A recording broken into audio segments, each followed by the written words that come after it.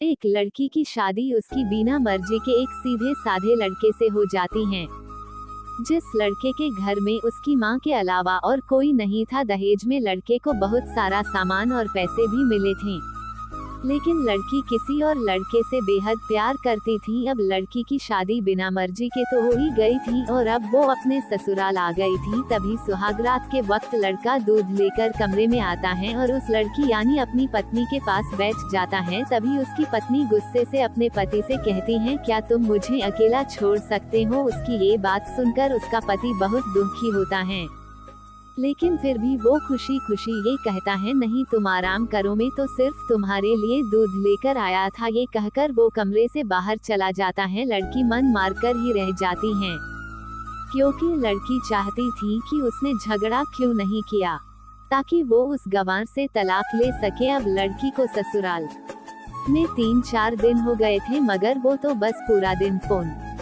पर बॉयफ्रेंड से बात करती थी और उधर लड़के की माँ बिना शिकायत करे दिन भर घर का सारा काम करती थी। वह सबके लिए खाना भी खुद ही बनाती थी, फिर भी उसकी माँ के चेहरे पर हर वक्त मुस्कुराहट ही रहती थी। लड़का एक कंपनी में छोटी सी नौकरी करता था। वह बेहद ही ईमानदार और मेहनती था। सुबह अपने काम पर जाता और शाम को थका हारा घर आता, मगर उसकी पत्नी उसे एक गिलास पानी भी नहीं पूछती थी। अब लड़के और लड़की की शादी को करीब 1 महीना हो गया था, मगर अब तक वो दोनों एक साथ कभी नहीं सोए थे। वैसे लड़का बहुत ही शांत स्वभाव का था, इसलिए वह अपनी पत्नी को कुछ भी नहीं कहता था। फिर भी वह अपनी पत्नी को खुद ही खाना डाल कर देता था, मगर उसकी पत्नी उनके साथ बैठकर खाना कभी भी नहीं खाती थी। वह अपना खाना अपने कमरे में अलग बैठकर खाती थी। लड़की को दहेज में एक स्कूटी भी मिली थी, जिसको लड़का जैसे ही अपने काम पर निकल जाता, उसके आधे घंटे के बाद ही लड़की भी अपनी स्कूटी लेकर अपने बॉयफ्रेंड से मिलने चली जाती थी और लड़के के आने से पहले ही वो अपने ससुराल वापस आ जाती थी। एक दिन लड़के की काम की छुट्टी थी और वह घर पर ही था।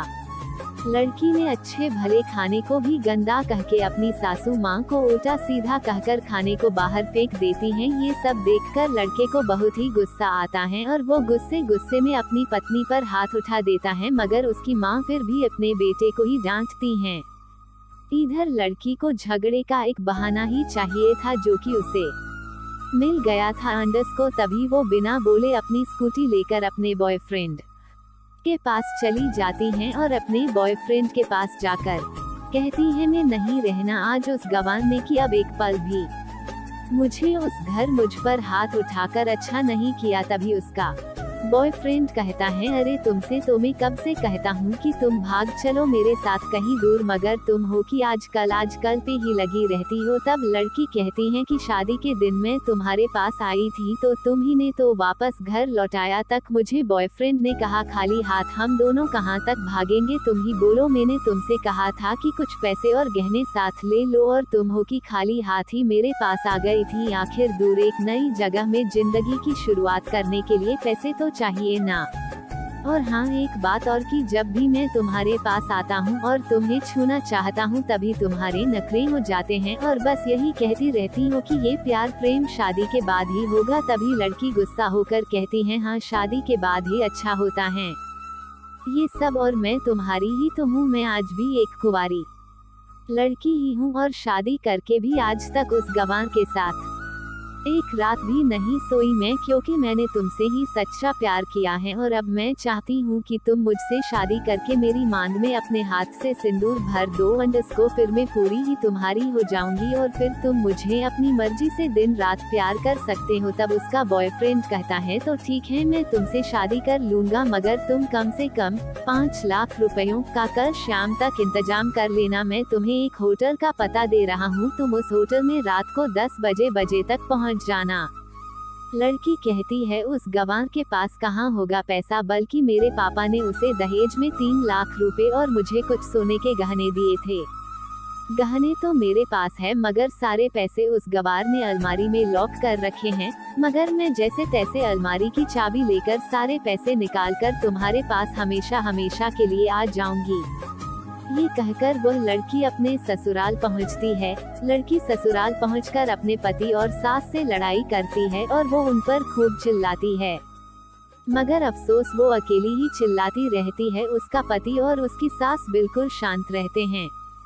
तभी लड़की अपने कमरे में चली जाती है और अचानक उसके बॉयफ्रेंड का लड़की के फोन पर मैसेज आता है कि कब आ रही हो पैसे लेकर। लड़की मैसेज का जवाब देती है, सब्र करो मैं वक्त पर आ जाऊंगी। तब उसका पति दरवाजा खटखटाता है और अपनी पत्नी से कहता है कि खाना खा लो। तभी पत्नी कहती है, मैं खाना तभी खाऊंगी, पहले मुझे अलमारी की चाबी दे दो। पति दरवाजे के नीचे से चाबी देकर कहता है, ये लो अपना काम करके खाना खा लेना, क्योंकि अभी तक मैंने और माँ ने भी खाना नहीं खाया। माँ ने कहा है हम आज साथ बैठकर ही खाना खाएंगे। लड़की कहती है, माँ और तुम खाना खा लो, मैं बाहर से खाना खाकर आई हूँ। ये सुनकर लड़का चला जाता है। तभी लड़की जल्दी से चाबी को उठाकर अलमारी खोलती है। अलमारी खोलकर वो उसमें क्या देखती है कि उसमें दहेज के पूरे पैसे 3 लाख और सारे गहने तो रखे ही थे, बल्कि उसमें एक डायरी भी रखी हुई थी। वो उसे खोलकर पढ़ती है तो उसमें लिखा था, प्रिय पत्नी, मुझे और तुम्हारे पिताजी को पता है कि तुम किसी और लड़के से बेहद प्यार करती हो, मगर तुम्हारे पिताजी ने पता लगाया है कि जिससे तुम प्यार करती हो उसकी पहले भी एक बार शादी हो चुकी है और वह लड़का बहुत सी लड़कियों को धोखा भी दे चुका है। पर आपके पिताजी आपको उस लड़के के बारे में कुछ भी ना बता सके, क्योंकि उन्हें पता था कि ये जो इश्क का नशा है वो हमेशा अपनों को गैर और गैरों को अपना बना देता है। इसलिए तुम्हारे पिताजी ने मेरे आगे हाथ जोड़कर ये कहा कि मेरी बेटी का हमेशा ख्याल रखना। एक बाप के मुंह से एक बेटी की कहानी सुनकर मेरी भी आंखों में आंसू आ गए और मुझे यकीन हो गया था कि एक अच्छा पति होने का सम्मान मुझे मिले या ना मिले, मगर एक दामाद होने की इज्जत मैं हमेशा पा सकता हूँ। और मुझे दहेज में मिले सारे पैसे और सोने के गहने मैंने तुम्हारी अलमारी में रख दिए हैं, क्योंकि दहेज के नाम से मुझे नफरत हो चुकी थी। इस दहेज के ही कारण मैंने अपनी बहन और पिता को खोया था। और मेरे पिता के अंतिम शब्द भी यही थे कि किसी बेटी के बाप से कभी 1 रुपया भी दहेज ना लेना। और उस डायरी में ये भी लिखा था कि तुम मुझसे आजाद हो और तुम कहीं भी जा सकती हो। डायरी के बीच के पन्नों में तलाक के पेपर रखे हैं, जहां मैंने पहले ही अपने साइन कर दिए हैं। जब तुम्हें लगे कि अब इस गवार के साथ नहीं रहना, तब तुम भी इस तलाक के पेपर पर साइन करके अपने सारे पैसे और जेवर लेकर जा सकती हो। लड़की डायरी पढ़कर हैरान थी और परेशान भी थी।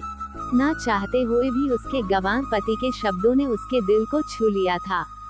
अब वो न चाहते हुए भी गंवार पति के अनदेखे प्यार को वो महसूस करने लगी थी। वो फूट फूट के रोने लगी। डायरी में आगे लिखा था कि मैंने तुम्हें इसलिए मारा क्योंकि आपने माँ को गाली दी, और जो बेटा खुद के आगे अपनी माँ की बेइज्जती होते सहन कर ले, फिर वह बेटा ही कैसा। इसलिए मुझे माफ कर देना, क्योंकि मेरे लिए माँ का दर्जा सबसे बड़ा है।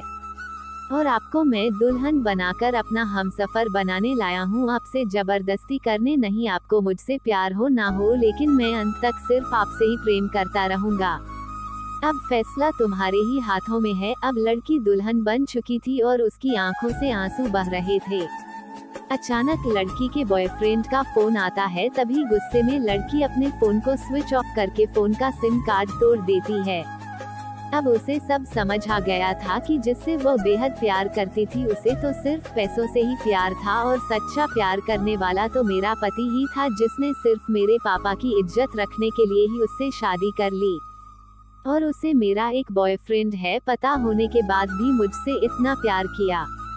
मैं अपने पति का प्यार क्यों नहीं समझ पाई, ये सब सोचकर वह रोती रही। फिर उसने रोते हुए अलमारी का सारा सामान जैसा था वैसे ही रखकर ना जाने कब सो गई। अगले दिन उसकी पत्नी सुबह देर से जागी, तब तक उसका पति ऑफिस जा चुका था।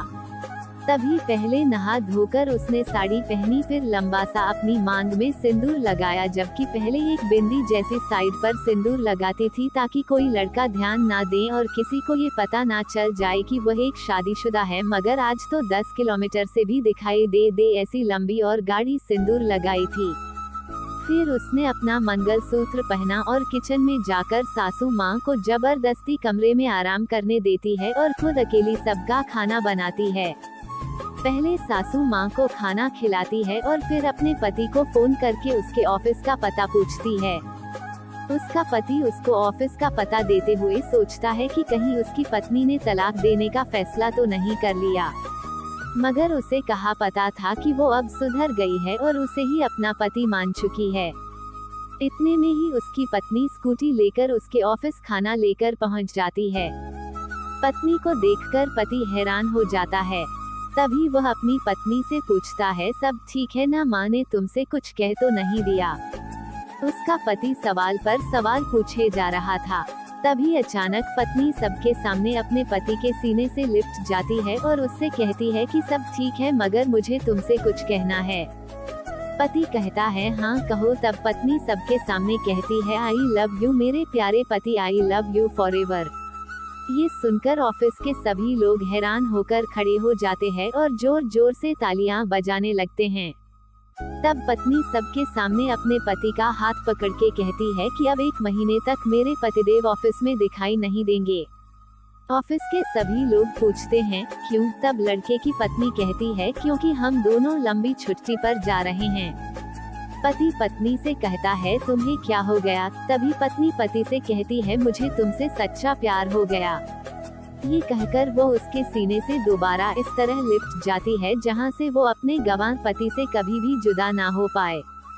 तभी उसका पति भी बहुत खुश हो जाता है और फिर वो दोनों अपने घर चले जाते हैं और खुशी खुशी अपना जीवन बिताते हैं और हमेशा खुश रहते हैं। तो दोस्तों, प्यार हमेशा उससे करना चाहिए जो आपसे प्यार करता हो और साथ ही आपकी और आपके परिवार की इज्जत भी करता हो। पैसों से प्यार करने वाला इंसान कभी आपसे प्यार नहीं कर सकता दोस्तों।